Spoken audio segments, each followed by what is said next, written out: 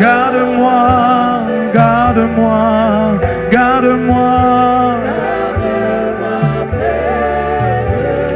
Ayant mes yeux fixés vers toi, mes deux pieds en Christ, garde-moi.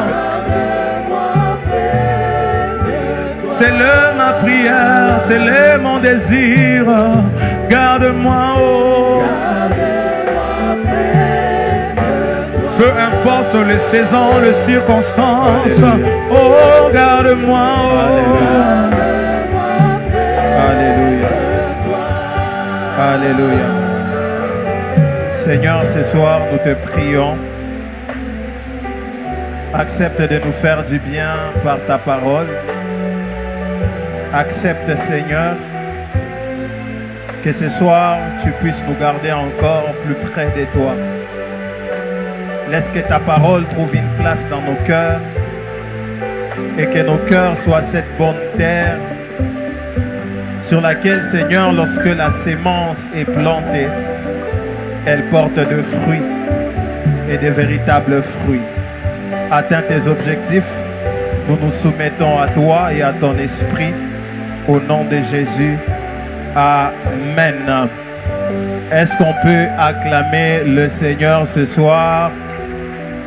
Est-ce qu'on peut bien acclamer le Seigneur? On acclame bien le Seigneur, on acclame bien le Seigneur. Il y a la pluie, mais les acclamations n'arrivent pas. Est-ce qu'on peut bien acclamer le Seigneur? Voilà, gloire à Dieu. Que le nom du Seigneur soit béni ce soir. Amen. Est-ce qu'on s'entend? Ceux qui sont là-bas, on s'entend? Ok, gloire à Dieu. Que le nom du Seigneur soit béni ce soir. Je rends gloire et grâce à Dieu qui nous accorde cette opportunité ce soir de partager sa parole, mais aussi de l'offrir ces moments d'adoration, ces moments de louange. Mais aussi mes remerciements s'en vont tout droit auprès de notre pasteur qui a renouvelé encore sa confiance à notre égard afin que nous puissions apporter la parole de Dieu. Merci aussi à vous tous qui êtes là. J'aimerais me rassurer d'une chose. Qui est là pour sa première fois? Vous ne priez pas avec nous à la borne, mais vous êtes là pour votre première fois. Est-ce que vous pouvez lever vos mains? Ok, on acclame le Seigneur. On acclame le Seigneur pour vous. Gloire à Jésus. Soyez les bienvenus. Nous, c'est l'église La Borne Bakwa-Dzianga. Nous sommes très heureux de prier avec vous ce soir. Donc, à la fin, ne soyez pas pressés de partir. Nous voulons prendre vos contacts afin de vous suivre à la maison, de se familiariser avec vous et d'être encore plus proche de vous. Amen. Alors, nous allons partager la parole de Dieu. Le sujet que le Seigneur m'a mis à cœur pour ce soir, c'est le fruit de la parole. Le fruit de la parole. Le fruit de la parole. Nous allons lire un texte dans la Bible, après quoi nous allons examiner ces passages ensemble, tirer quelques vérités de ces passages, et après quoi nous allons prier.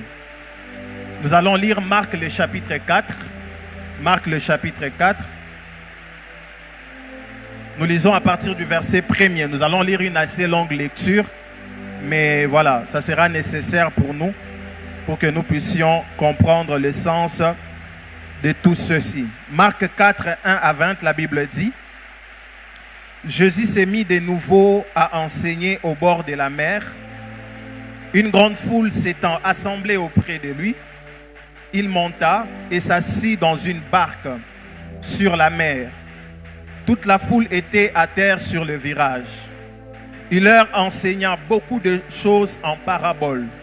Et il leur dit dans son enseignement: Écoutez, un semeur sortit pour s'aimer.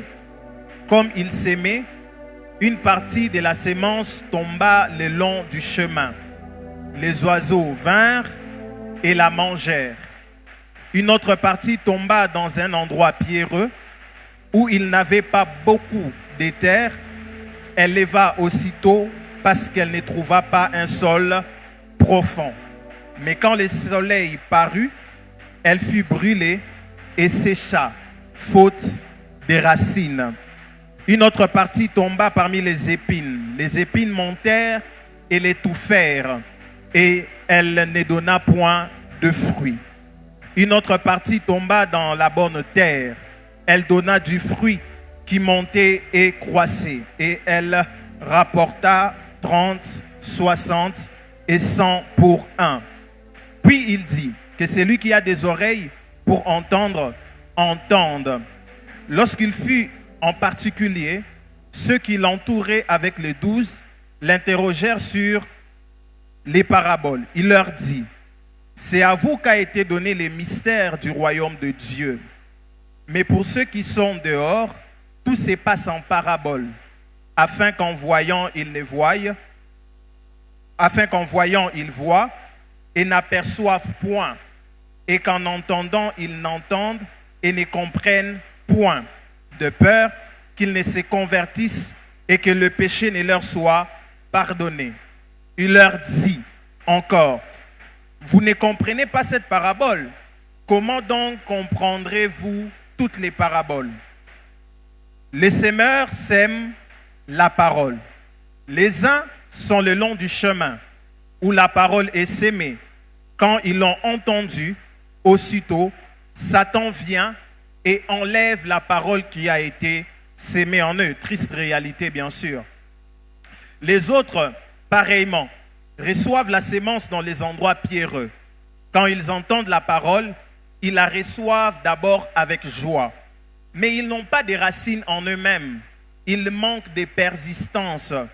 Et dès que survienne une tribulation ou une persécution à cause de la parole, il s'y trouve une occasion de chute. D'autres reçoivent la sémence parmi les épines.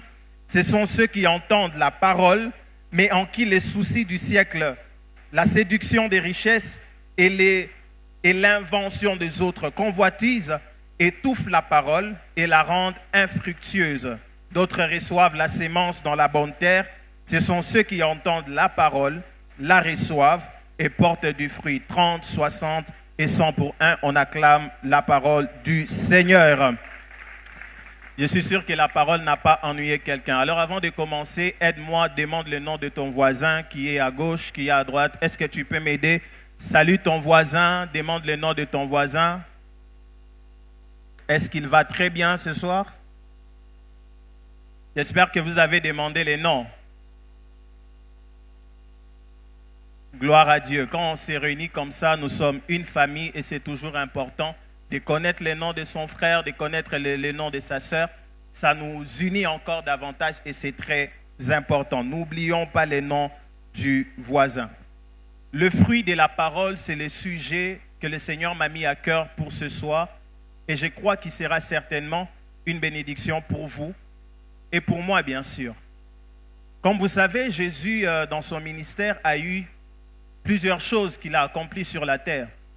Jésus n'était pas un homme qui restait seul. Jésus était toujours entouré des hommes. Quand il s'est levé le matin, j'imaginais un peu quand il commence sa journée, Jésus, dès qu'il se pointe à la porte de sa maison, il trouve déjà une foule à l'extérieur qui l'attend. La Bible même, quelque part dans les évangiles, dit qu'à un moment, Jésus n'arrivait même pas à manger avec ses disciples tellement que la foule les pressait. Mais pendant que la foule suivait Jésus, Jésus n'était pas indifférent aux besoins de la foule. J'aimerais dire à quelqu'un ce soir que lorsque nous nous réunissons dans la maison de Dieu, Jésus n'est pas indifférent à nos besoins. Jésus, n'étant pas indifférent aux besoins de la foule, Jésus guérissait les malades. Jésus rendait visite aux hommes.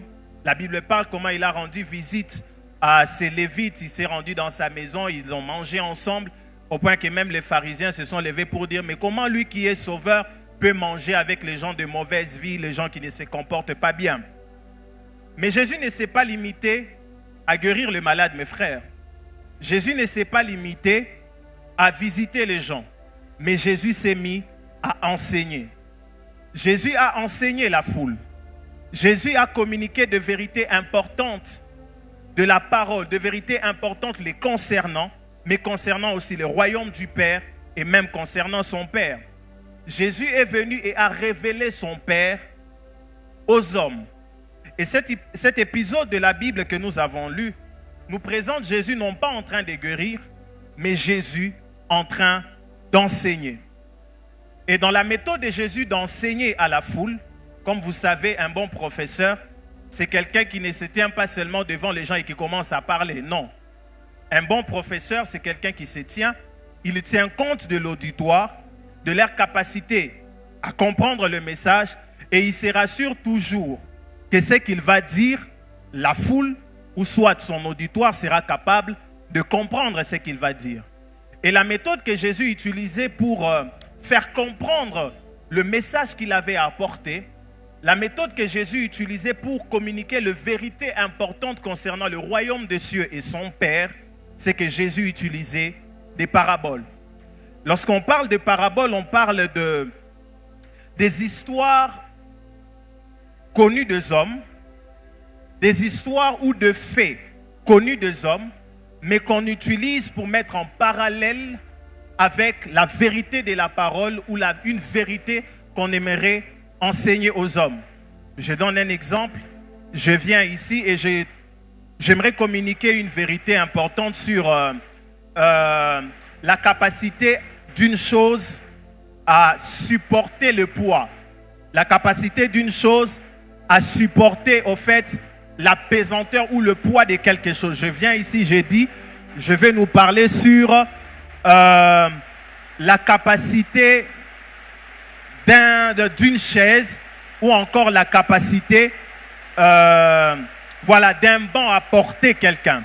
Et quand j'arrive, pour vous faire comprendre cette vérité, je ne vais pas simplement me mettre et dire les bancs a la capacité de porter quelqu'un, les bancs a la capacité de faire ceci. Non, je ne vais pas le faire. Je vais venir, je vais vous raconter une histoire. Je vais commencer peut-être par dire, nous avons tous étudié. Et quand nous arrivons dans la salle de classe, on n'est pas debout. Quand on est debout, on n'arrive pas à comprendre ce que le professeur va dire parce que nous serons fatigués. Mais on met toujours des dispositifs capables de nous porter, tels que des chaises, des bancs.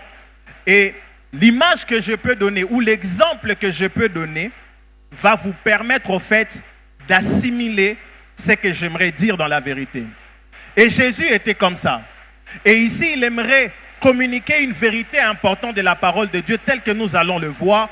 Jésus utilise une parabole importante, une parabole nécessaire pour toute personne qui suit Jésus, pour toute personne qui aimerait marcher avec le Seigneur. Cette parabole est capitale. Cette parabole est nécessaire. Jésus parle du semeur. Il raconte une histoire telle que le semeur est sorti. Il a sémé. Mais pendant qu'il était en train de sémer, la sémence tombe sur différents types de terres. La sémence tombe sur des endroits pierreux. La sémence tombe sur des endroits où il y avait des épines. La sémence est tombée sur différents endroits. Mais quelque chose m'intrigue dans cette parabole, c'est que partout où la sémence est tombée, la sémence n'a pas eu le même résultat. Partout où la sémence est tombée, que ce soit là où il y avait des épines, que ce soit là où il y avait des pierres, partout où la sémence est tombée, la sémence n'a pas eu de même résultat. J'aimerais nous faire voir ici 3 remarques dans le passage que nous avons lu, qui va nous faire comprendre encore en long et en large la pensée que le Seigneur m'a mis à cœur sur le fruit de la parole. La première remarque dans cette parabole, c'est que Jésus considère la parole comme une sémence. Dans les textes que nous avons lus, la première chose que j'aimerais que nous puissions remarquer ensemble, c'est que Jésus considère la parole comme étant une sémence. Il dit, en expliquant aux disciples la pensée de la parabole, il leur dit, les semeurs qui viennent, ils ne s'avancent pas avec forcément une graine. Ce n'est pas ça l'essentiel. C'est juste une image. Mais la sémence dont il est en train de parler ici, c'est la parole. Notez ceci, mes frères. Le type de parole auquel vous vous exposez est une sémence qui, entrant en vous, influence comportement, réaction et attitudes des hommes. Je répète, les types de paroles auxquelles vous vous exposez est une sémence qui, entrant en vous, influence comportement, réaction et attitude des hommes. Jésus nous enseigne que la parole est une sémence. Et quand vous lisez attentivement le texte, partout où la parole est tombée, la parole a suscité toujours une réaction. Soit c'est l'ennemi qui est venu enlever, soit elle a été étouffée, elle n'a pas porté de fruits là où elle était. Toute parole auquel un homme s'expose, toute parole que vous écoutez, que ce soit dans une musique, que ce soit par un homme, que ce soit par un prédicateur, cette parole est une sémence. Et la sémence qu'est la parole de Dieu, quand elle entre en vous, elle influence votre réaction. Elle influence votre comportement. Elle influence même vos attitudes, mes frères. Notez encore ceci. La parole étant une sémence, est une arme puissante dans le monde spirituel qui détermine la domination sous laquelle l'homme se met. Je répète pour ceux qui écrivent, la parole étant une sémence, est une arme puissante dans le monde spirituel qui détermine la domination sous laquelle l'homme se met. Dans le monde spirituel, la première arme qui est utilisée pour dominer les hommes, l'arme qui est utilisée pour influencer même une nation, influencer une famille, influencer un système dans un endroit, c'est la parole. Et chaque fois que vous recevez un type de parole, chaque fois que vous écoutez un certain type de parole, cette parole détermine la domination sur laquelle vous êtes en train de vous mettre. Si vous écoutez la parole qui vient du malin par une musique profane, par des hommes animés d'une mauvaise pensée et que vous êtes constamment en train d'écouter leurs paroles, cette parole a facilement l'effet sur votre vie. Et cette parole vous met sous une certaine domination. Cette parole vous met sous un certain contrôle. Moi, j'ai été païen. Hein. Je ne suis pas né comme ça chrétien. J'ai été païen. Et l'un des défauts que j'avais, ou encore l'une des choses qui dominait beaucoup sur ma vie, c'était la musique profane. Et pour ceux qui le savent, ceux qui étaient au CBN, moi j'aimais bien l'artiste Dadju. Hein. Je suivais beaucoup ses musiques. J'étais vraiment attaché à sa musique. Mais sans me rendre compte, mes frères, je suis arrivé à un stade où ma manière de réfléchir, ma manière d'agir, ma manière de parler commençait petit à petit à ressembler à ce type. Au point que j'ai même entendu une histoire à l'EDAP ici. Je ne sais pas pour ceux qui ont étudié à l'EDAP, il y a eu une histoire comme ça, où il y a une jeune fille qui a été délivrée d'un esprit qui l'a possédée. Et quand on a interrogé, on a fait des analyses, on s'est rendu compte que c'était un musicien qui dominait dans la vie de cette femme. Qu'est-ce qui a fait que cette fille se mette sous cette domination? Qu'est-ce qui a fait qu'à cette époque, mon comportement ou ma manière de faire a été influencé par ça? Pas que l'artiste est venu me voir à la maison, mais j'ai été constamment à l'écoute de paroles de cette personne. Je me suis exposé à sa musique. Je me suis exposé à sa manière de parler. Au point que je ne suivais même plus la musique, je suivais maintenant même les interviews. Je suivais même déjà sa vie propre. Ça fait que j'ai été mis sous une domination. Même cette fille qui a été délivrée, elle a été mise sur cette domination. J'aimerais vous dire, frères et sœurs, les types de paroles que vous écoutez influencent votre vie et vous placent sous une domination quelconque. Retenez encore ceci, frères. La parole étant une sémence, on attend d'elle de fruits. La parole étant une sémence produit toujours de fruits. Parole de Dieu, parole des hommes, parole du diable, par de personnes qui lui appartiennent, des magiciens, des occultistes, qui se mettent constamment à parler. Cela produit toujours des fruits en nous. La parole, quand vous la recevez alors que c'est une sémence, elle produit toujours des fruits.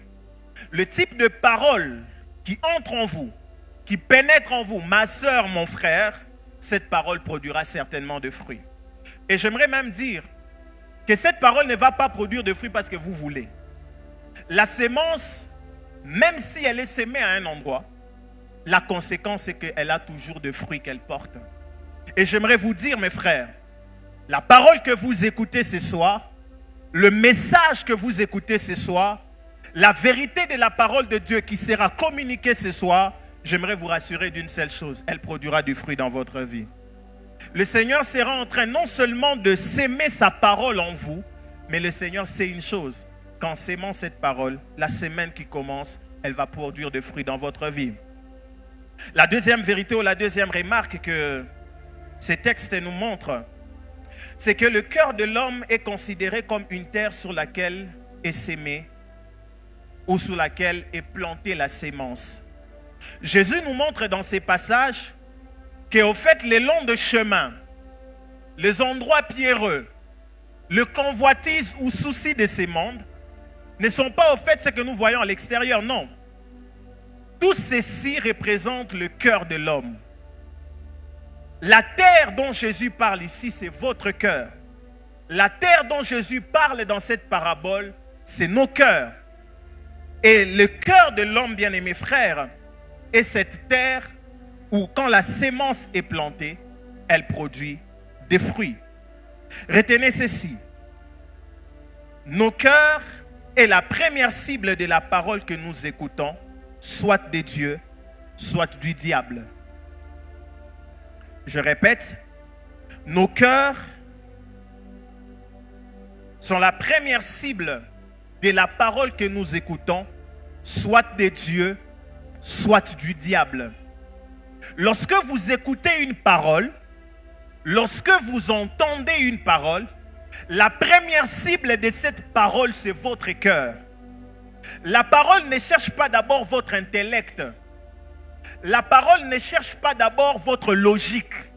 La parole cherche votre cœur. Et j'aimerais même dire à quelqu'un, lorsque la parole de Dieu est prêchée, lorsque la parole de Dieu est enseignée, la première chose que la parole vise premièrement quand vous l'entendez, c'est votre cœur. J'aimerais dire à quelqu'un ce soir, Dieu vise ton cœur. Dieu en ces moments ne voit pas comment tu es habillé. Dieu en ces moments ne voit pas comment tu es venu ici en ces lieux. Dieu en ces moments ne voit même pas la langue que tu parles. Dieu en ces moments cherche ton cœur. Et la parole, quand vous l'écoutez, Jésus nous enseigne que quand la sémence est tombée, la sémence ne tombe pas dans des endroits comme ça visibles, mais la sémence tombe dans notre cœur. La parole que nous écoutons entre dans notre cœur. Et ces vérités que je vous annonce sont absolues pour toute forme de parole que vous pouvez écouter. Quand un homme est animé d'une mauvaise pensée et qui veut détruire votre vie, la première chose qu'il vise en vous parlant, c'est votre cœur. Je vous donne un exemple. Un homme veut vous amener à haïr votre voisin. Quand il vient et commence à vous parler, qu'est-ce qu'il vise? C'est que dans votre cœur, vous développez la haine. Que dans votre cœur, vous commencez à détester cette personne. Que dans votre cœur, vous commencez à haïr cette personne. Il va vous dire, mon cher, cette personne ne salue pas les gens. Mon frère, tu vois la sœur là, elle ne salue pas les gens, elle est méchante. Regarde ce qu'elle a fait. Regarde, et il va te raconter beaucoup de mauvaises choses sur cette personne pour que ton cœur devienne amer face à cette personne. J'aimerais dire à quelqu'un, ne vous exposez pas à n'importe quelle forme de parole. Votre cœur est tellement précieux. Votre cœur est tellement important. Votre cœur est tellement utile pour Dieu qu'il ne veut pas que vous vous exposez à n'importe quoi. Le Seigneur aimerait que vous vous exposez à sa parole. Le Seigneur aimerait que matin, midi, soir, nous allons le voir, il aimerait que vous vous exposez à sa parole. Retenez encore ceci, mes frères. La parole de Dieu, avant d'atteindre notre intellect, notre logique, notre mentalité, elle atteint d'abord le cœur qui est la source de la vie. Proverbe 4, le verset 23, la Bible dit. Proverbe 4, le verset 23. La Bible dit ceci. Garde ton cœur plus que toute autre chose, car de lui viennent les sources de la vie. Je suis toujours frappé par ces passages. Je me dis, mais parfois on nous demande de garder beaucoup de choses qui ne sont même pas importantes. Mais ici, le sage, il est tellement sage dans toute sa sagesse, il comprend que le cœur de l'homme est tellement nécessaire. Votre cœur est tellement important que c'est la première chose que vous devez garder. S'il y a des garde-fous que vous devez mettre dans votre vie, c'est autour de votre cœur. S'il y a des garde-fous que vous devez mettre pour empêcher à n'importe quoi d'accéder dans votre vie, c'est dans votre cœur, mes frères. Parce que le cœur est important. Parce que ce qui se passe dans votre cœur influence même ce que vous vivez à l'extérieur, mes frères. Ce qui se produit au-dedans de vous influence ce que vous allez vivre à l'extérieur. La troisième remarque que je nous prie de noter. La qualité des fruits attendus de la parole de Dieu en nous dépend de la qualité de la terre qui est notre cœur. La qualité de fruits attendus de la parole de Dieu en nous dépend de la qualité de notre cœur. Jésus nous montre dans cette parabole que le problème n'est jamais la sémence. Le problème n'est jamais ce qui entre. Le problème n'est jamais la parole que nous écoutons. Le problème n'est jamais la parole que nous lisons. Mais le problème, c'est nos cœurs. Le problème, c'est ce qu'il y a dans notre cœur. Le problème, c'est l'état de notre cœur. Comment expliquer que nous sommes tous au culte? Quelqu'un qui dit, dans ce culte-là, je suis sorti, Dieu m'a touché, Dieu m'a parlé, j'ai écouté Dieu, j'ai été vraiment touché. Mais quelqu'un d'autre dit, ah frère, nous étions tous là-bas, comment toi tu dis que la parole de Dieu? Ce n'est pas un problème de où tu étais assis, tu étais devant, tu étais derrière, comment le son de la technique était. C'est le problème de ton cœur. Comment ton cœur est disposé devant Dieu? C'est quoi la qualité de ton cœur maintenant pendant que je parle? Qu'est-ce qui se passe dans ton cœur maintenant pendant que je parle? Et j'aimerais vous dire, mes frères, je fais une prière pour vous. J'ai fait cette prière avant de venir. Que le Seigneur protège nos cœurs contre l'ennemi. Que le Seigneur protège nos cœurs contre le diable. Parce que vous savez, mes frères, quand vous venez en ces lieux, le Seigneur a toujours une parole pour vous. Mais parfois, elle ne produit pas le résultat attendu parce que le cœur n'est pas propice ou encore disposé à faire que la parole que vous entendez jour après jour en ces lieux produise des résultats attendus. Retenez ceci. Ce qui remplit vos cœurs est l'indicateur de si oui ou non la parole portera de fruits en vous. J'ai une question pour vous, mes frères. Qu'est-ce qui remplit vos cœurs maintenant? Que chacun de nous s'analyse. Qu'est-ce qui remplit votre cœur maintenant? Qu'est-ce qui se passe dans votre cœur maintenant? Ah, ce voisin-là m'a énervé, il est méchant. Ce voisin-là, je ne le supporte pas. Ce voisin-là, la haine du voisin se passe maintenant. Ces frères-là, en venant ici ce soir, il ne m'a pas salué, qu'il quitte là-bas. Et ton cœur est dur et amer. Qu'est-ce qui se passe dans votre cœur maintenant? La parole que j'annonce ce soir changera votre vie, transformera votre vie si votre cœur est léger, si votre cœur est disponible, si votre cœur est prêt à se soumettre à Dieu. Ainsi, bien-aimés frères et sœurs, le fruit pour Dieu à l'extérieur sont la conséquence ou encore le résultat des fruits de la parole de Dieu en nous. Vous ne pouvez pas porter de fruits pour Dieu à l'extérieur. Vous ne pouvez pas porter de fruits pour Dieu dans vos entreprises. Vous ne pouvez pas porter de fruits pour Dieu à l'école. Vous ne pouvez pas porter de fruits pour Dieu à l'université. Vous ne pouvez pas porter de fruits pour Dieu dans votre famille. Vous ne pouvez pas porter de fruits pour Dieu cette année si à l'intérieur de vous, dans votre cœur, la parole de Dieu n'a pas encore produit le fruit nécessaire. Ce soir, je suis venu nous dire, mes frères, nous désirons porter des fruits pour Dieu cette année. Oui, quelqu'un est en train de dire, moi j'aimerais porter des fruits pour Dieu dans ma famille. Moi, j'aimerais porter des fruits pour Dieu dans mes études.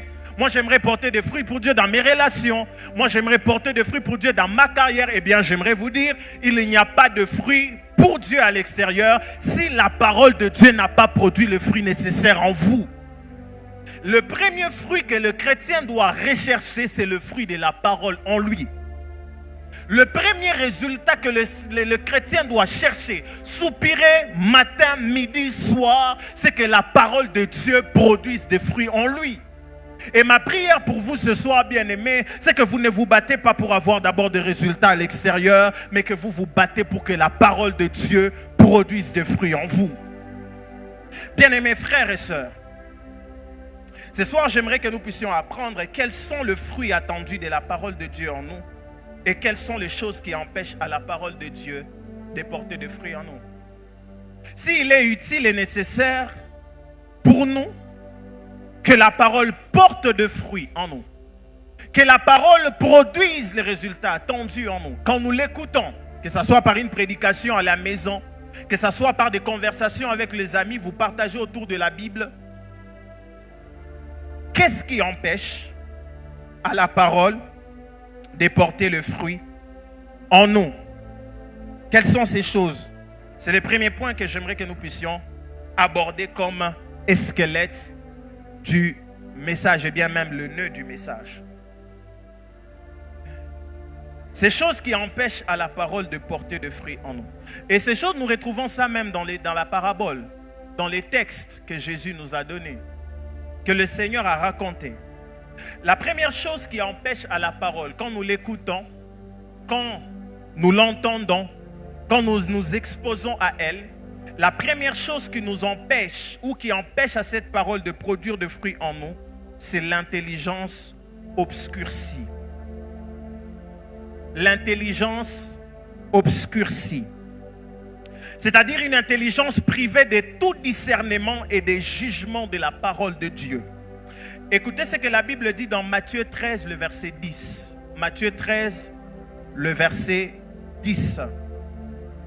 Matthieu 13, le verset 10, c'est toujours la même parabole, mais Matthieu transcrit ça d'une autre manière. Écoutez ce qu'il dit.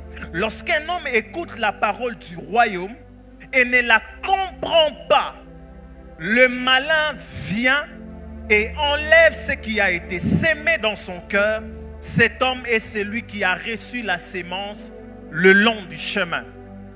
Bien-aimé, il ne suffit pas d'écouter la parole de Dieu. Il ne suffit pas de s'exposer à la parole de Dieu.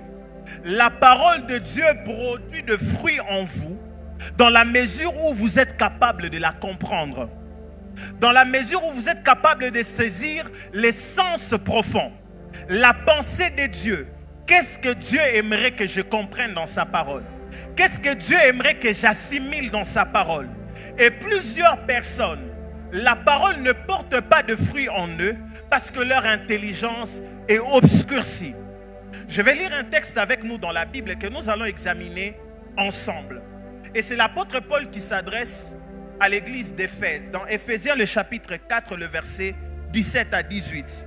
Ça va nous permettre de comprendre ce que vraiment veut dire l'intelligence obscurcie et combien ça empêche à plusieurs personnes d'accéder à tout ce qui est de Dieu et combien ça les rend parfois insensibles à l'écoute de la parole de Dieu ou encore à ce qu'elle s'établisse en eux. Écoutez ce que Éphésiens 4, 17 à 18 dit. Je lis dans la version parole vivante. Par conséquent, voici ce que je voudrais sérieusement vous mettre à cœur. Je vous conjure solennellement, au nom du Seigneur et en sa présence, d'abandonner la vie superficielle et vaine des sans-dieux qui vivent en aveugle dans un monde d'illusions, en suivant leurs pensées vides de sens. La suite, ils ne connaissent rien de mieux. Les sans-dieux ne connaissent rien de mieux. Et l'apôtre Paul est en train d'exhorter les chrétiens à abandonner une vie vaine, à abandonner la vie semblable à ceux de païens qui sont livrés à leurs propres pensées, vidées de tout sens.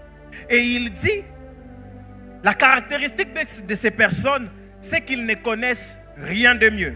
Il y a deux points. qu'est-ce qui fait que ces peuples ne connaissent rien de mieux et que l'apôtre Paul n'aimerait pas voir ça dans les chrétiens? Il n'aimerait pas voir ça dans toute personne qui aimerait marcher avec le Seigneur. Écoutez ce que la Bible dit. Ils ne connaissent rien de mieux. Leur jugement obscurci les fait errer. Dans la version Louis II, on parle d'ils ont l'intelligence obscurcie. Écoutez ce que la Bible dit. Leur jugement obscurci. En d'autres termes, leur intelligence obscurcie les fait errer.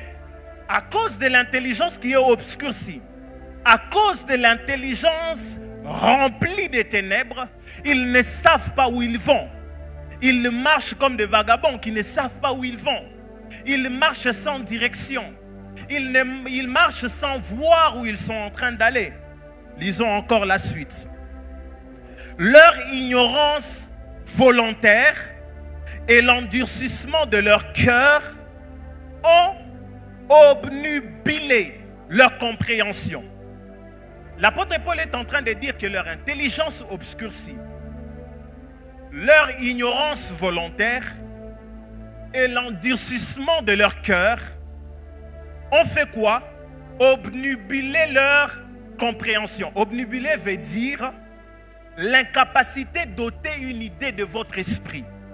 C'est-à-dire, ces personnes ont tellement autre chose dans leur pensée, tellement autre chose dans leur mentalité, tellement autre chose, autre connaissance qui s'est ancrée en eux, ce qui fait qu'ils sont vidés de tout sens, ils sont vidés de toute compréhension, ils sont privés d'ajouter autre chose à leur connaissance. Écoutez la conséquence.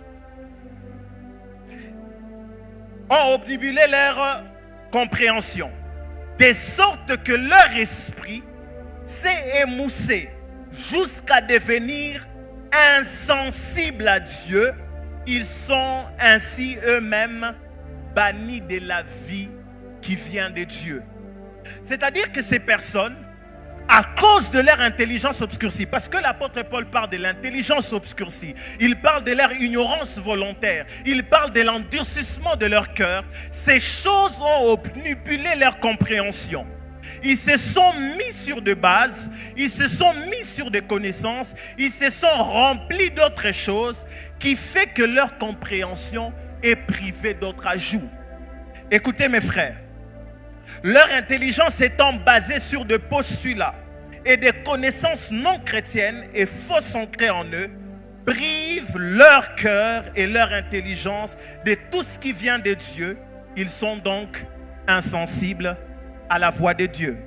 Bien-aimés frères et sœurs, chaque fois que vous remplissez votre tête, chaque fois que vous remplissez votre cœur des autres messages, d'autres connaissances et d'autres choses qui ne sont pas de Dieu ou qui ne sont pas chrétiennes, ça bloque votre pensée, ça rend votre pensée ténébreuse, ça rend votre compréhension loin de recevoir tout ce qui vient de Dieu.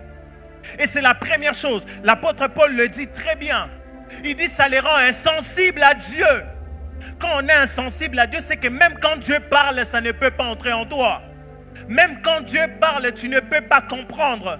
Même quand Dieu parle, tu ne peux pas découvrir ce que le Seigneur veut de toi. J'aimerais dire à quelqu'un ce soir, la conséquence, c'est que la parole de Dieu dans leur vie a difficile de porter de fruits. Et facilement, ce type de personnes, lorsqu'ils reçoivent la parole de Dieu, à cause d'autres choses qui remplissent leur tête, le diable a facilité de venir et d'enlever la parole sans qu'ils s'en rendent compte. Et le problème dans l'église, parfois, ce n'est pas le prédicateur qui prêche. Le problème dans l'église, ce n'est pas ceux qui enseignent. Le problème, ce n'est même pas la parole que vous lisez. Parfois, vous avez rempli votre tête de tellement autre chose que la parole de Dieu n'a plus de place en vous. Vous avez rempli votre tête des choses qui ne sont pas de Dieu, que la parole, lorsqu'elle vient, elle ne porte pas de fruits. Bien-aimés frères et sœurs, écoutez-moi. Chaque fois qu'il y a autre chose qui remplit vos têtes, Chaque fois qu'il y a autre chose qui a la première place en termes de connaissances, en termes de logique, en termes de vérité, en termes de réalité, vous vous êtes tellement mis ça en vous. Pourtant, ce n'est pas la parole de Dieu. Pourtant, ce n'est pas ce que Dieu veut. Quand le Seigneur apporte sa parole, l'ennemi peut venir enlever ça. Vous n'allez même pas vous rendre compte. Parce que pour vous, c'est autre chose qui occupe votre tête. Parce que pour vous, c'est déjà autre chose qui guide vos pas. Parce que pour vous, c'est déjà autre chose qui guide votre comportement. J'aimerais dire à quelqu'un, la chose qui doit guider notre vie, la chose qui doit guider notre manière d'agir, la chose qui doit conduire notre vie, ce n'est point ce qu'un homme dit, ce n'est point ce que les influenceurs disent, ce n'est point ce que les influenceuses disent. La chose qui doit conduire et diriger notre vie, c'est la parole de Dieu. Ainsi, je prie le Seigneur, bannissez toute connaissance qui n'est pas de Dieu en vous. Bannissez toute parole qui n'est pas de Dieu en vous. Bannissez toute autre connaissance qui apporte le ténèbre en vous. Ça vous empêche de recevoir la parole de Dieu et ça empêche à la parole de porter de fruits en vous. Bien-aimés frères et sœurs, il est temps que chacun de nous, avant de prendre ce qu'un homme a dit, avant de prendre les conseils d'un homme, rentre d'abord vers la parole de Dieu. Qu'est-ce que la Bible dit? Qu'est-ce que la Bible recommande? Qu'est-ce que la Bible enseigne? C'est ça qui doit guider ta vie. C'est ça qui doit te conduire. Il n'y a pas de fruit de la parole de Dieu en toi si c'est autre chose qui remplit ta tête. Si toi, on t'a déjà mis dans la tête que dans ces pays, pour avoir un poste élevé, il faut corrompre, il faut voler, il faut tricher, et que ça, on t'a pris ça, on a mis ça dans ta tête, on a mis ça en toi. Quand la parole de Dieu vient et commence à te dire, voilà, le chrétien ne corrompt pas, le chrétien ne fait pas ceci. Si tu y es attaché à ce qu'on a déjà mis dans ta tête, le diable a la facilité de venir enlever la parole. Le diable a la facilité de venir et enlever ça. Pourquoi? Parce que toi, tu restes attaché à ce qu'on a déjà mis dans ta tête. Les politiciens n'ont pas une mentalité à nous donner. Mes frères, la parole de Dieu est la mieux placée pour guider la conduite des hommes sur la terre. La parole de Dieu est la mieux placée. Je disais même à quelqu'un, ce dont ce pays a le plus besoin, c'est des hommes qui obéissent à la parole de Dieu. C'est des hommes qui ont pris la parole de Dieu et qui ont mis ça en eux. La parole de Dieu est devenue leur logique. La parole de Dieu est devenue leur fondement sur lequel ils peuvent baser leurs réflexions. Est-ce que c'est la parole de Dieu qui a sa place? Chaque fois que ton intelligence est rendue ténébreuse par autre connaissance ou encore s'obscurcit par autre chose qui ne vient pas de Dieu, tu vas venir ici matin, midi, soir, mercredi, vendredi, dimanche, la parole ne produira pas le fruit nécessaire. Il est temps que tu te dises, Seigneur, j'aimerais oublier tout ce que j'ai déjà appris. J'aimerais oublier toutes les paroles des hommes. J'aimerais oublier toute la logique qu'on m'a déjà donnée par un homme. J'aimerais m'aligner à ta parole. Et ma prière ce soir, alors que nous écoutons ce message, mes frères, c'est que désormais nous nous alignons à la parole de Dieu. C'est que désormais notre logique devienne la parole de Dieu. Et je fais une prière pour quelqu'un ici en ces lieux ce soir. Si ton intelligence a été obscurcie par un professeur, ton intelligence a été obscurcie par un politicien, ton intelligence a été obscurcie par les conseils d'un ami, ce soir le Seigneur restaure ton intelligence. J'aimerais dire à quelqu'un, ce soir le Seigneur renouvelle ton intelligence. Le Seigneur renouvelle ton intelligence. Le Seigneur renouvelle ton intelligence. Romains 12, le verset 2. Romains 12, le verset 2, la Bible dit, ne vous conformez pas au siècle présent, mais soyez transformés par le renouvellement de l'intelligence, afin que vous discerniez ce qui est bon, parfait et agréable, ce qui est agréable aux yeux de Dieu. Dans la version Parole vivante, on dit donnez à vos pensées une nouvelle orientation. Adoptez une attitude intérieure différente afin que vous puissiez discerner c'est quoi la volonté de Dieu pour vous. Le chrétien doit adopter une attitude intérieure différente. Les chrétiens doivent au fait donner à ses pensées une nouvelle orientation. C'est dans ces moments-là que vous allez découvrir qu'est-ce que Dieu veut pour que vous puissiez porter de fruits pour lui à l'extérieur. C'est à ces moments-là que vous allez découvrir ce que Dieu veut pour votre famille. Il est temps que vos pensées changent. Il est temps que votre mentalité change. Il est temps que votre mentalité soit renouvelée par la parole de Dieu. Mes frères, il est temps que votre attitude intérieure soit tellement changée au point que quand la parole est sémée, elle porte de fruits attendus. Et ce soir, bien-aimé, le Seigneur est en train d'éclairer ton intelligence. La deuxième chose qui empêche à la parole de porter le fruit lorsqu'elle est sémée dans votre cœur, c'est l'inconstance. L'inconstance. L'inconstance. Jésus parle de la sémence qui est tombée à un endroit pierreux. Il dit, la sémence est tombée, mais elle n'a pas porté de fruit. Pourquoi? Parce qu'il n'y avait pas de racines. Parce qu'il n'y avait pas de persistance. Parce qu'il n'y avait pas de constance.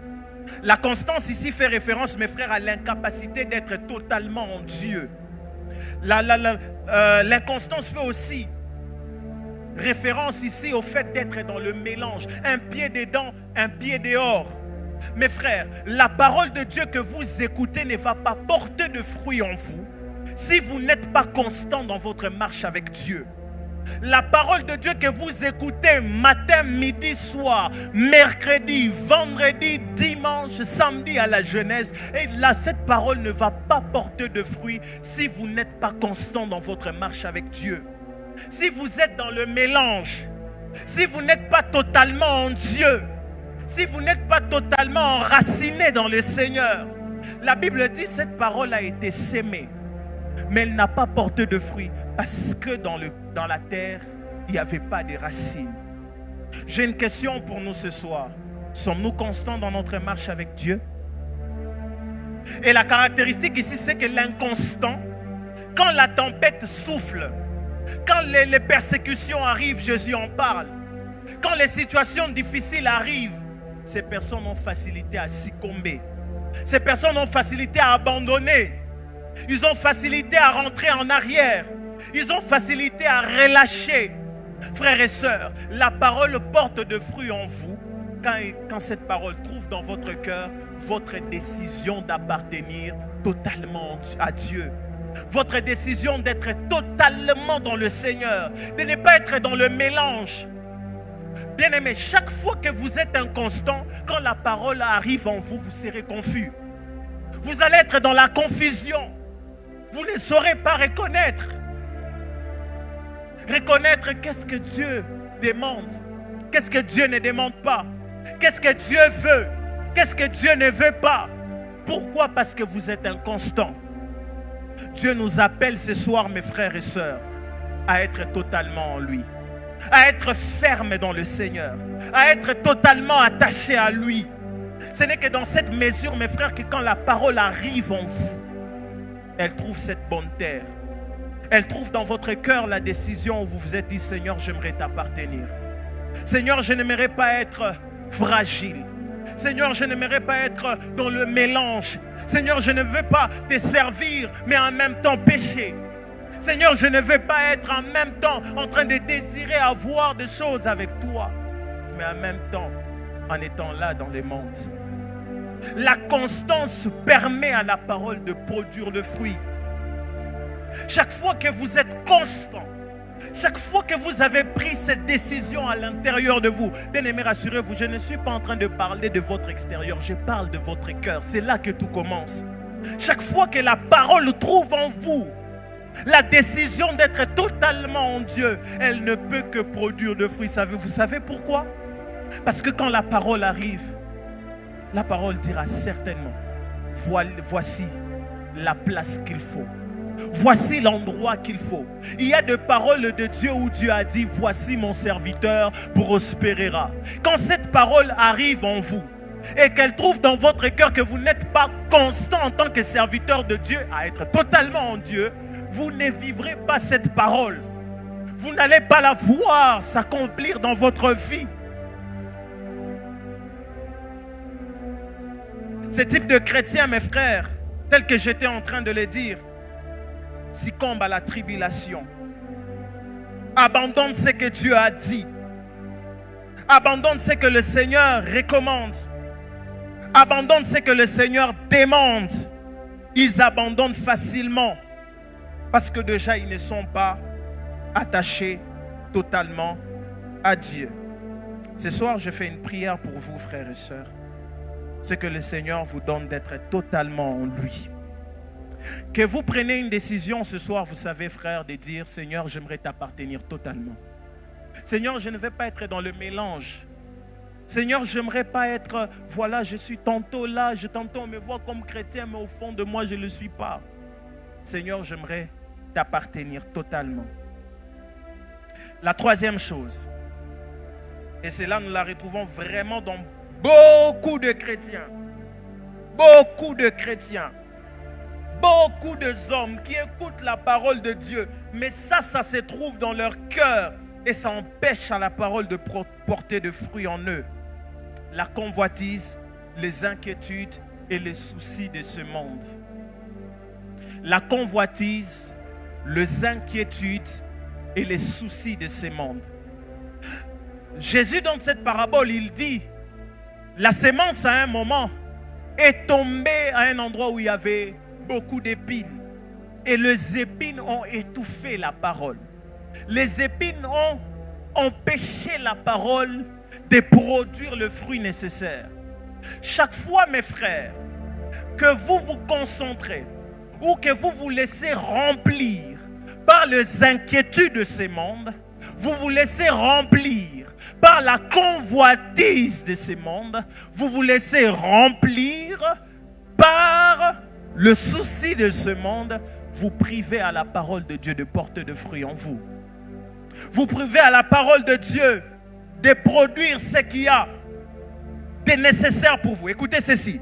Chaque fois que les possessions et les avoirs de ce monde deviennent notre première quête, ces choses étoufferont certainement la parole de Dieu en nous.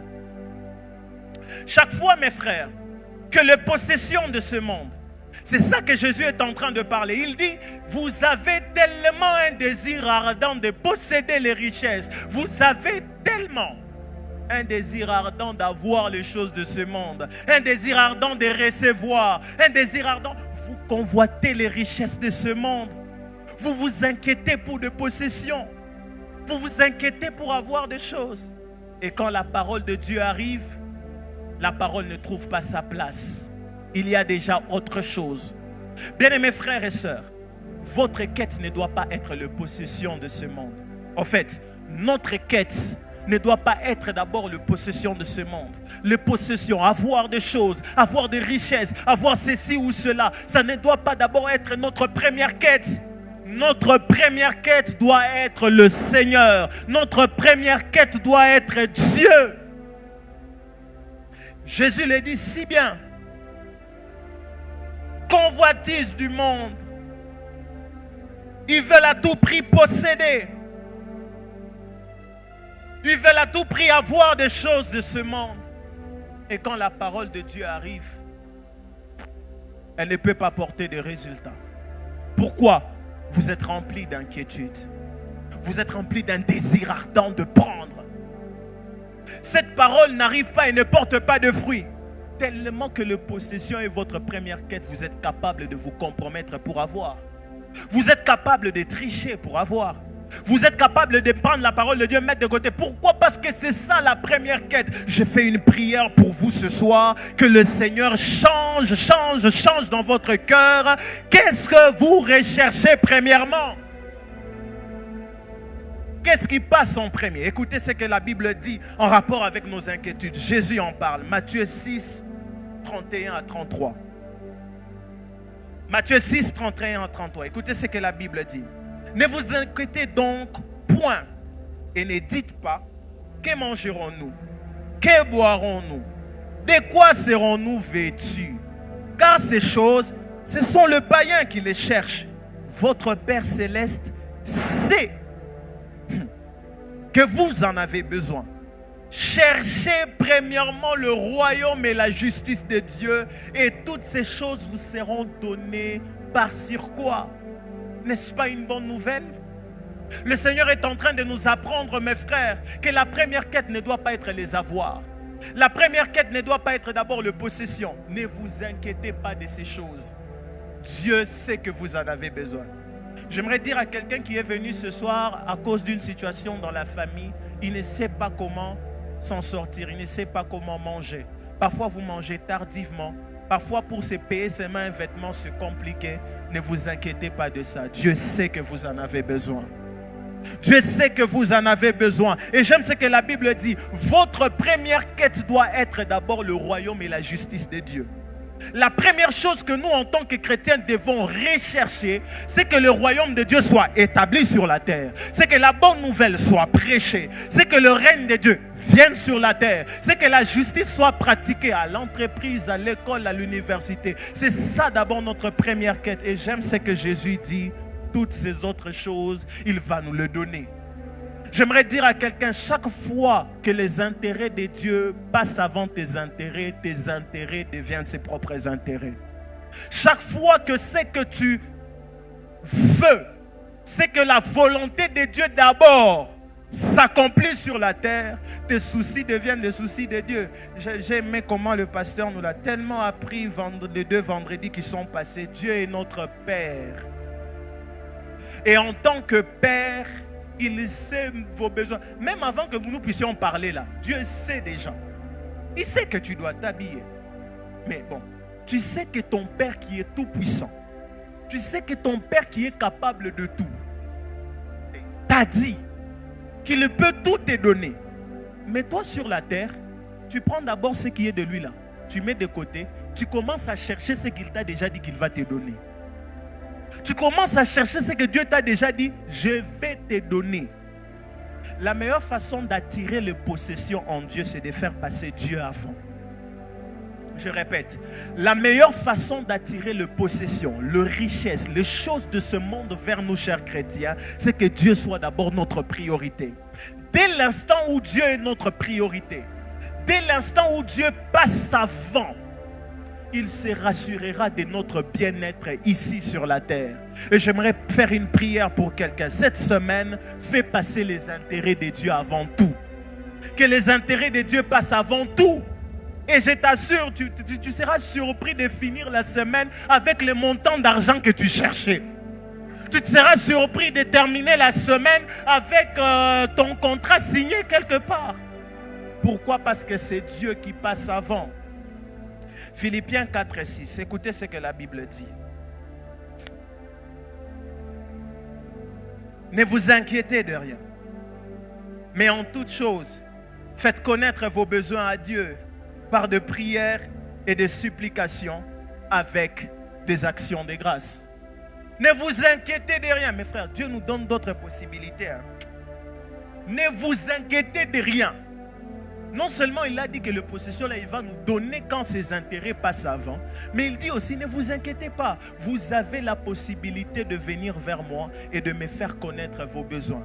Et la suite dit, la paix de Dieu qui surpasse toute intelligence gardera vos cœurs et vos pensées en Jésus-Christ. Vous ne serez point troublés. Vous allez regarder la vie, vous souriez à la vie. Vous n'avez rien dans vos poches, mais vous riez de la vie parce que vous avez déjà parlé à Dieu. Et l'une des choses, c'est que Dieu est fidèle. Il exauce toujours. Ne vous inquiétez de rien. Ne nous inquiétons de rien. N'est-ce pas une bonne nouvelle, mes frères? Alors, voyons rapidement le fruit de la parole qui nous permettra de porter de fruits pour Dieu à l'extérieur. La première chose que nous avons vue qui empêche à la parole de Dieu de porter de fruits, c'est l'intelligence obscurcie. Nous avons dit que c'est lorsque vous avez rempli votre cœur des connaissances fausses et ténébreuses qui rend votre compréhension incapable de percevoir la volonté de Dieu. La deuxième chose que nous avons dit, c'est l'inconstance. La troisième chose, nous avons parlé des convoitises, des inquiétudes et des soucis de ce monde. Alors, qu'est-ce que la parole de Dieu produit en nous? Et ces choses que je vais citer, vous allez vous rendre compte que c'est là, quand la parole de Dieu a produit ça en vous, vous êtes capable de porter des fruits pour Dieu à l'extérieur. Vous êtes capable de porter des fruits pour Dieu dans votre famille. Vous êtes capable de porter des fruits pour Dieu autour de vous. Et les hommes vont le constater à partir de ce soir. La première chose que la parole de Dieu produit en vous quand vous l'écoutez, quand elle entre en vous, quand elle est prêchée, enseignée dans la Bible, vous lisez la foi. La foi. La foi. Romains 10, le verset 17. Romains 10, 17, la Bible dit: ainsi la foi vient de ce qu'on entend, et ce qu'on entend vient de la parole de Christ. La foi vient de ce qu'on entend vient de la parole de Christ. Chaque fois que la parole de Dieu entre en vous, chaque fois que la parole de Dieu pénètre vos cœurs, chaque fois que la parole de Dieu, vous l'écoutez, vous l'intériorisez à l'intérieur de vous, la première des choses qu'elle produit dans votre cœur, c'est la foi. La parole de Dieu produit la foi. Écoutez ceci, mes frères. La parole de Dieu en nous suscite une assurance et une confiance absolue en Dieu. Chaque fois qu'elle entre dans votre cœur, elle vous pousse à faire confiance en Dieu. Elle vous pousse à avoir l'assurance en Dieu. Il est un Dieu qui ne ment pas.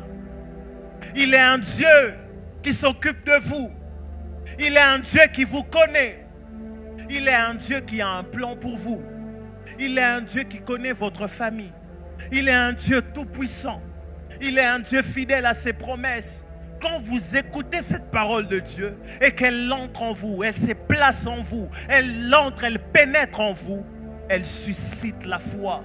Elle suscite l'assurance, elle suscite la confiance en Dieu. Ça fait que vous pouvez traverser des situations difficiles, mais tellement que la parole est entrée, elle est assise en vous, vous êtes sûr que l'Éternel est avec vous. C'est un peu le type de Job qui traverse des temps difficiles.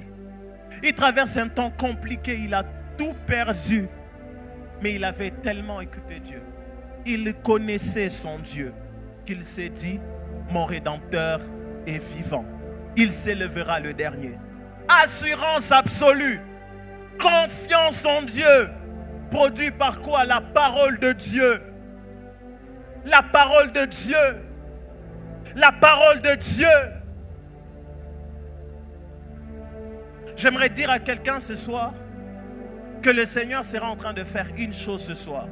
Par la parole que tu écoutes, je suis sûr qu'il est en train de produire une chose dans ton cœur, que tu lui fasses confiance. Que tu sois sûr de lui.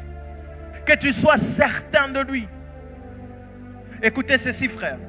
La parole de Dieu est la référence fondamentale pour la foi et la vie des chrétiens. La parole de Dieu est la référence. Quand vous constatez que vous voulez relâcher, vous voulez tomber, les situations pèsent tellement, bientôt vous allez abandonner, plongez-vous dans la parole de Dieu. Quand elle va entrer en vous, elle va susciter la foi. La première référence vers laquelle vous devez partir pour affermir votre foi, c'est la parole de Dieu. La parole de Dieu est cette référence. La parole de Dieu est cette référence. Ne courez pas vers les syllabus de quelqu'un. Ne courez pas d'abord vers un livre d'un homme. Courez vers la parole de Dieu. Elle a tout son potentiel pour produire en vous la confiance en Dieu. Pour produire en vous l'assurance que Dieu est avec vous. Frère, il est temps de lire la parole de Dieu. Il est temps d'avoir sa Bible. Il est temps de se réveiller avec la Bible. D'ailleurs, un conseil, il est temps même Il y a déjà même des applications de la Bible audio. Vous pouvez écouter la parole de Dieu comme vous écoutez une prédication. Vous écoutez matin, vous marchez en route, vous êtes en train d'aller à l'université. Tu as la Bible qui résonne en toi. Plus la parole de Dieu entre en toi, plus tu l'écoutes, plus tu l'intériorises en toi, il y a une chose qui est sûre. Même quand les situations difficiles viendront, tu sauras qu'il est avec toi. Et ça, la parole de Dieu produit en nous. Ça, la parole de Dieu réalise en nous. La deuxième chose, rapidement, que produit la parole, c'est la paix. La paix. Oui, la paix. Vous ne pouvez pas porter de fruits pour Dieu si vous-même vous n'êtes pas en paix. Vous ne pouvez pas porter de fruits pour Dieu dans l'entreprise où vous êtes si vous n'avez pas la paix. Celui qui n'a pas la paix devient lui-même causeur de troubles. Celui qui n'a pas la paix ne saura pas vivre avec les gens parce qu'il n'est pas lui-même en paix. Il n'est pas lui-même en paix. Et quand la parole de Dieu entre en vous, la deuxième chose qu'elle produit en vous, c'est qu'elle vous donne la paix. La parole suscite la paix. Écoutez ceci. La parole de Dieu apporte le réconfort en affirmant les promesses de Dieu et en nous rappelant qui nous sommes en Christ. Chaque fois que vous écoutez la parole de Dieu, elle produit un réconfort en vous. Ce réconfort fait que vous êtes en paix même quand vous n'avez pas de choses visibles. Vous êtes en paix même quand les choses ne sont pas encore venues vers vous. Vous êtes en paix même quand des choses ne se sont pas encore produites. Oui, la parole de Dieu apporte ce réconfort. Quand vous êtes là, vous êtes agité, beaucoup de choses dans la tête. Quand vous écoutez la parole de Dieu, il y a ces vents doux et légers qui pénètrent votre cœur. La paix vous caractérise. La paix remplit vos cœurs. Pourquoi? Parce qu'elle affirme les promesses de Dieu. Vous gardez votre cœur en paix. La parole vous rappelle les promesses de Dieu. Elle affirme que Dieu est avec vous. Elle affirme que le Seigneur, ce qu'il a dit, il n'est pas un homme pour mentir, ni un fils de l'homme pour se repentir. Ce qu'il dit, il le fait toujours. Et quand vous écoutez quelque chose comme ça, je ne sais pas ce qu'il en est de vous, ça donne la paix. Et ma prière ce soir, c'est que le Seigneur, par sa parole, jour après jour, fasse de vous des hommes de paix. Des hommes en paix, mais aussi des hommes qui sont capables de transmettre la paix autour d'eux. Ce soir, le Seigneur sera en train de faire cela en vous. Il sera en train de produire la paix en nous. Rapidement, la troisième chose que la parole de Dieu produit. La parole de Dieu apporte la lumière et chasse toute forme de ténèbres. La parole de Dieu apporte la lumière et chasse toute forme de ténèbres. Quand vous écoutez la parole de Dieu et qu'elle pénètre en vous, elle apporte la lumière. Partout où il y a eu un ténèbre qui a commencé à remplir votre vie, partout où il y a eu un ténèbre qui a commencé à envahir votre vie, la parole de Dieu chasse les ténèbres. La parole de Dieu chasse les ténèbres de l'ignorance. La parole de Dieu chasse les ténèbres de l'incrédulité. La parole de Dieu chasse les ténèbres de la malédiction des hommes. La malédiction, c'est parler, dire du mal. La parole de Dieu bannit toute forme de ténèbres. Parce que cette parole, elle est la lumière. Est-ce qu'on peut acclamer la parole de Dieu? Est-ce que tu peux bien acclamer la parole de Dieu? Est-ce que tu peux bien acclamer la parole de Dieu? J'aimerais que nous puissions prier. Nous allons prier le Seigneur. Nous allons dire à Dieu que ta parole désormais produise des résultats en nous. Que ta parole désormais produise ces résultats. Que ta parole nous donne la paix. Que ta parole suscite la foi. Que ta parole apporte la lumière en nous. Élève ta voix, commence à prier, commence à le dire à Dieu, commence à prier.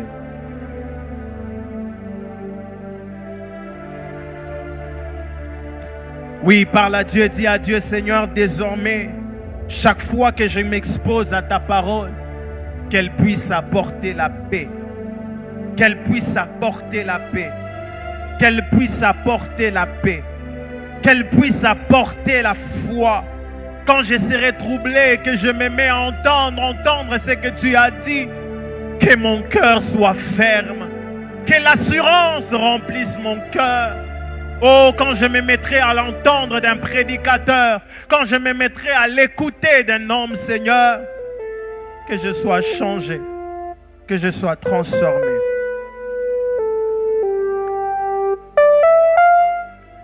Oh, quelle merveilleuse parole ce soir. Quelle merveilleuse parole. Est-ce que nous ne pouvons pas acclamer Jésus? Oh, quelle merveilleuse parole. Je me disais dans mon cœur, c'est ça qu'il fallait que moi j'entende ce soir. Je ne sais pas si c'était aussi le cas pour toi, mais pour moi vraiment, j'écrivais, j'ai presque tout écrit, je disais c'est ça la parole que je devais entendre ce soir. Es-tu béni ce soir? Alors si tu es béni ce soir, j'aimerais que pendant 30 secondes que tu élèves ta voix et que tu dises Seigneur, que cette parole que j'ai entendue ce soir produise des fruits dans mon cœur. La foi, la paix, la lumière. Élevons nos voix et prions. Oh merci Seigneur, tu parles mieux que tous les hommes. Tu parles comme aucun homme ne peut parler Seigneur. Est-ce que ta parole produise ses fruits dans nos cœurs? Nous ne sommes pas venus simplement parce que c'est une habitude, mais nous sommes venus à l'école de renouvellement de l'intelligence. Merci pour notre